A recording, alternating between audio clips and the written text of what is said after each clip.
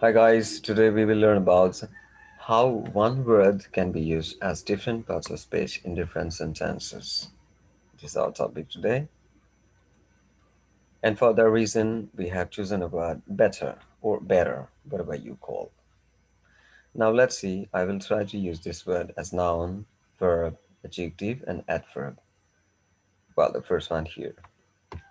So in this sentence, we said we must leave room for betters. So who are these betters? Betters means some people who are more qualified than you, more eligible than you. They are betters. And syntactically, you can take a look that it's after a preposition. A word which becomes an object of a preposition is treated as a noun. So better is a noun. Let's see what we have in second sentence. He tried to better his condition. Look better after to. So it has taken completely form of an infinitive. So better becomes verb, right? And in the third sentence, we have better, and it is in between a determiner and a noun, or we can call it a head word.